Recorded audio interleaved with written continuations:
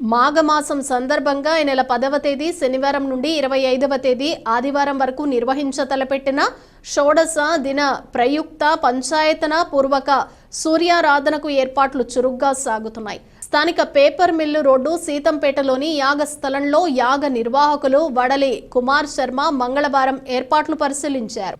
ఈ సందర్భంగా ఆయన మాట్లాడుతూ ఫిబ్రవరి 25 వరకు ప్రతిరోజు సూర్య నమస్కారాలు, హోమాలు, శతచండీ పారాయణ, హోమం, సుదర్శన మంత్రానుష్ఠానం, హోమం, శ్రీ లక్ష్మీ గణపతి జపం, చతురావృత్తి తర్పణ, అష్టద్రవ్య హోమాలు, రుద్రాభిషేకం, హోమం ఉంటాయని కుమార్ శర్మ వివరించారు.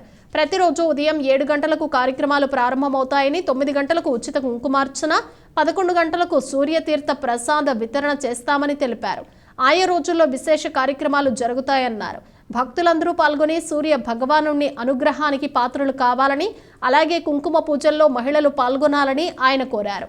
సూర్యారాధన చేయటం, తీర్థం తీసుకోవటం ద్వారా అందరికీ మేలు జరుగుతుందని, సకల వ్యాధులు నయమైనట్టు నిర్ధారితమైందన్నారు. మాఘమాస సందర్భంగా రేపు 10వ తారీఖు నుంచి షోడశ దిన ప్రయుక్తంగా సూర్యారాధన అనే యజ్ఞం మనం తలపెట్టాం. ఆ ఏర్పాట్లన్నీ కూడా జరుగుతున్నాయి.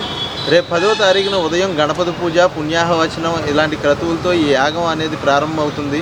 ప్రతిరోజు సూర్య నమస్కారాలు, అలాగే పంచాయతన పూర్వకంగా గణపతి, విష్ణు, సుదర్శనం ఇలాంటి అనుష్ఠానాలన్నీ కూడా ఇక్కడ జరుగుతాయి.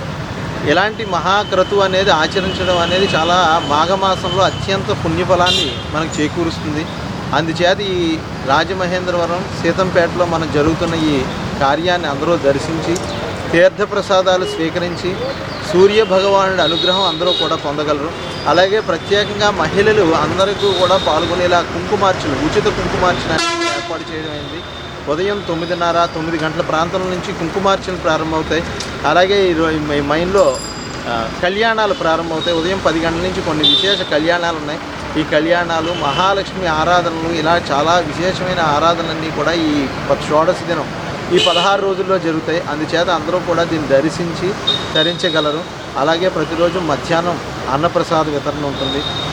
అలాగే తీర్థము ఇవన్నీ తీసుకుని భగవత్ అనుగ్రహం పొందగలరు. సాయంత్రం 6 గంటల నుంచి అమ్మవారికి దర్బారు సేవ, విశేషమైన హారతులు, ఒక 16 రకాలు, షోడశ 16 రకములైన హారతులు ఇవ్వబడతాయి.